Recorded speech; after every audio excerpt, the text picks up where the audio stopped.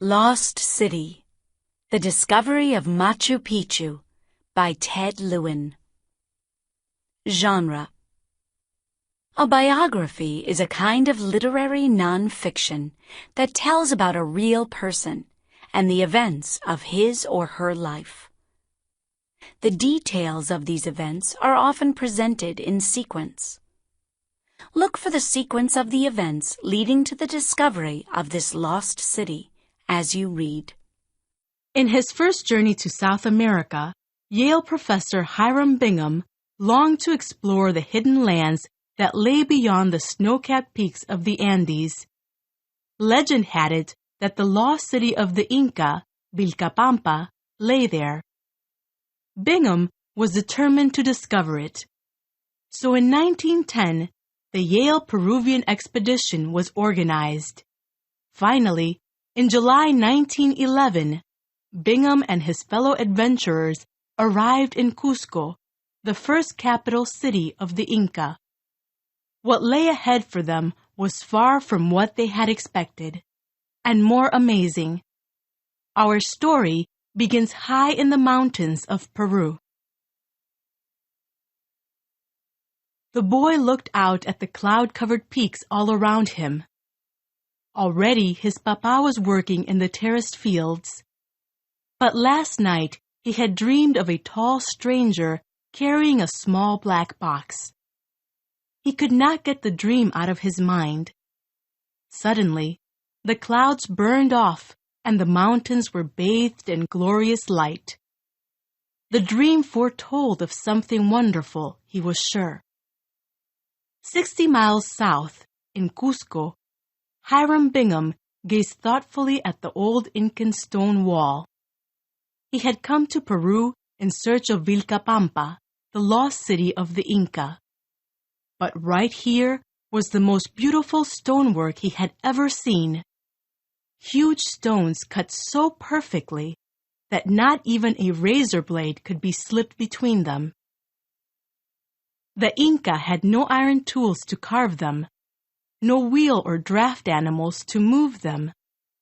The wall had withstood time and earthquakes. How had the Inca built it?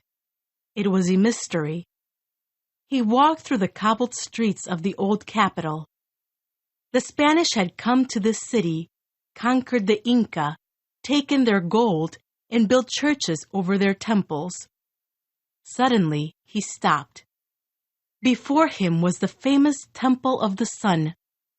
He placed his hands on the sun-warmed stones so beautifully carved, as if they had grown together. Hidden in the mountains, the lost city would be built of stones like these. Would it hold gold and fabulous riches like the Spanish had found in Cusco?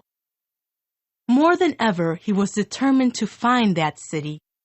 The next day, Bingham began his search. He would look for ruins. That might be the key. He and his party, accompanied by military escort Sergeant Carrasco, left by mule train for the sacred valley of the Urubamba River. They came to the sleepy old village of Ollantaytambo, long ago an important city. Its ancient stone terraces stepped up into the clouds. "Are there any ruins nearby?" Bingham asked. He went door to door. He sat for hours in the cantina. "Are there any ruins near here?" he asked anyone who came in. "Do you know of the lost city of Vilcapampa?" No one knew of it. Traveling north, the adventurers came upon a remote and wild canyon.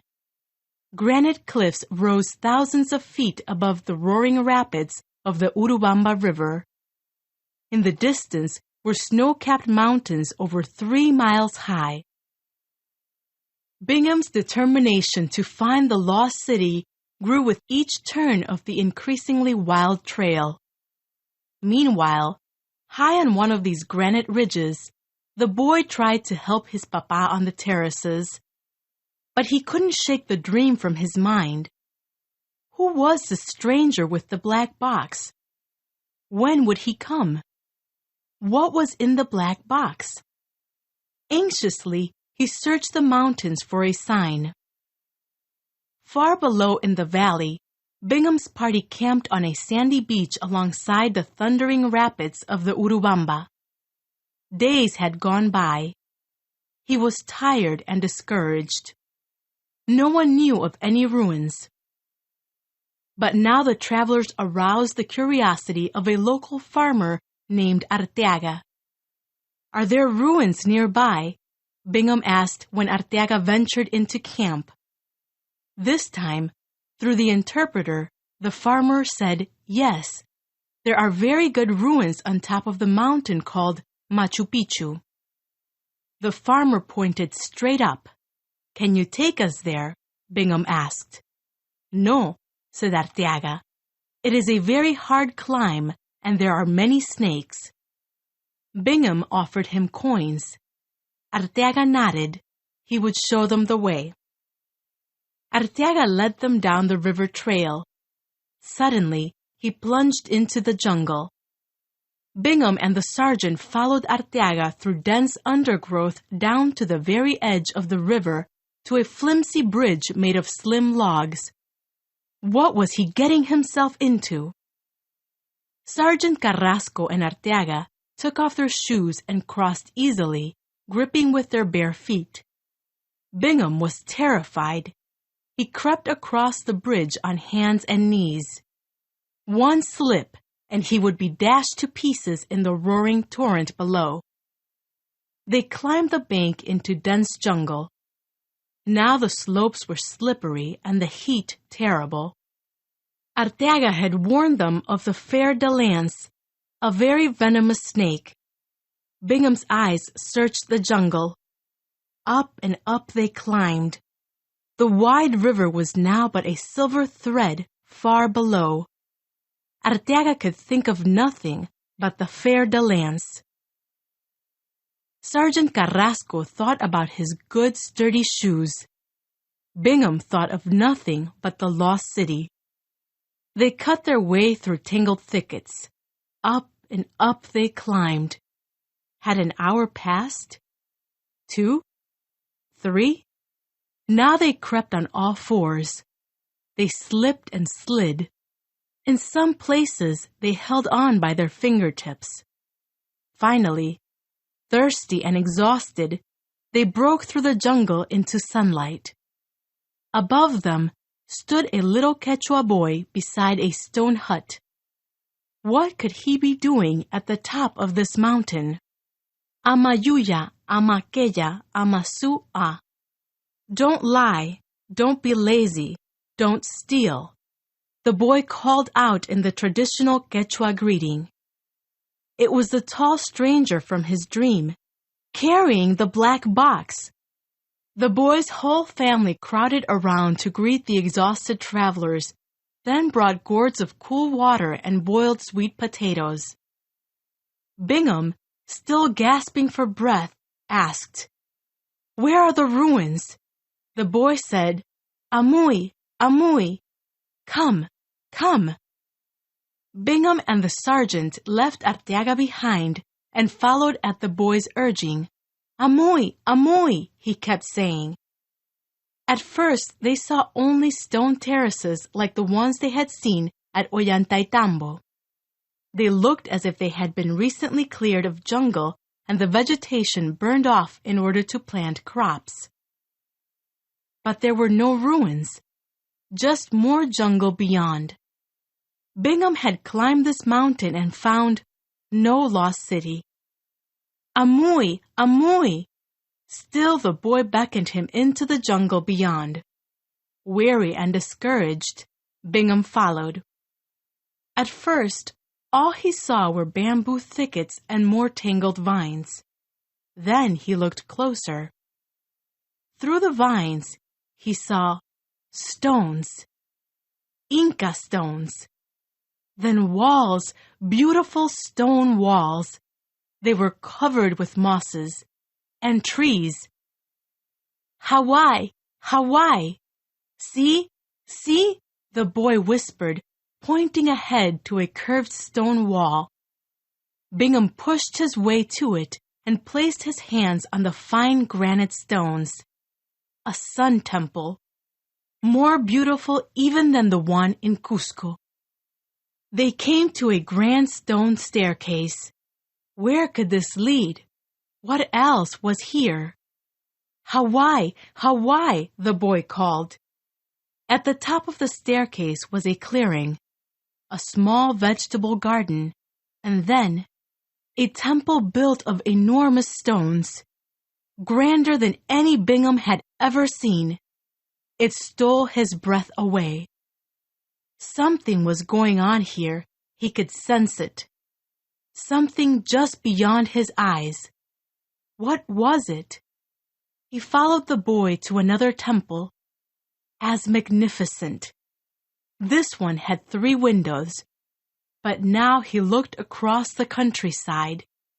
He looked past the thickets, past the vines. He began to see the outlines of stone streets and stone cottages.